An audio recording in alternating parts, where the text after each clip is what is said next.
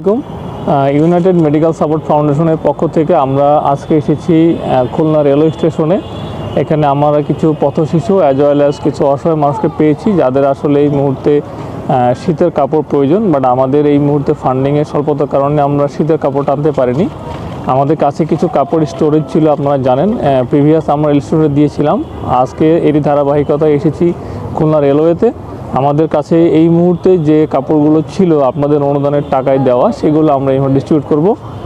সকলে আমাদের পাশে থাকবেন এই আশাবাদ ব্যক্ত করছি, এবং আমাদের পাশে আপনারা নিয়মিত থাকলে আমরা হয়তো খুলনায় বা বাংলাদেশের বিভিন্ন অঞ্চলে এই ধরনের অসহায় মানুষগুলোর পাশে দাঁড়াতে পারবো। তো আসুন আমরা শুরু করি। এসো ভালোবাসি দেশকে, দেশের মানুষকে, যাদের দুঃখের শেষ নাই। এসো ভালোবাসি দেশকে, দেশের মানুষকে, যাদের দুঃখের শেষ নাই। সেই অসহায় মানুষের মুখে হাসি ফোটাতে সাহসী মানুষ চাই, সাহসী মানুষ চাই। এসো ভালোবাসি দেশকে, দেশের মানুষকে, যাদের দুঃখের শেষ নাই। এসো ভালোবাসি দেশকে, দেশের মানুষকে, যাদের দুঃখের শেষ নাই।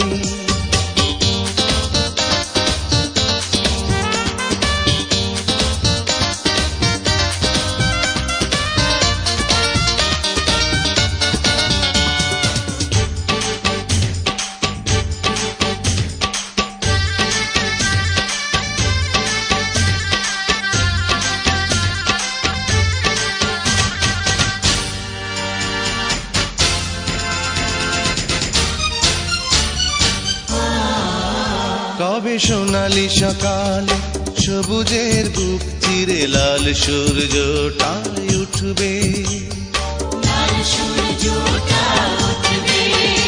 এসো বন্ধু বাড়াও হাত, মুছে দেই কালো রাত, বিজয়ের ফুল তবে ফুটবে। এই নিপীড়িত জনতার পাশে এসে দাঁড়াবার সাহসী মানুষ চাই, সাহসী মানুষ চাই।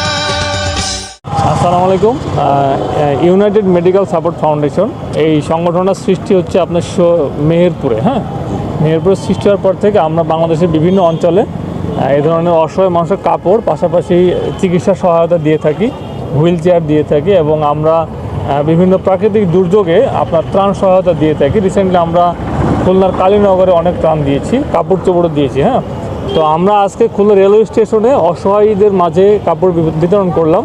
তো এই বিষয়টা আপনি তো রেলওয়ে স্টেশনে থাকেন, তো সেক্ষেত্রে আপনার বিষয়টা কেমন লাগলো যদি একটু বলেন। বিষয়টা খুব ভালো লাগছে। আপনারা পথ শিশুদের শীতের জন্য কাপড় চোপড় দিয়েছেন, এজন্য খুব ভালো লাগছে। সংগঠনের সবাই এরকম সহযোগিতা করলে এদের ভালো হবে। আচ্ছা, ধন্যবাদ আপনাকে। আসসালামু আলাইকুম।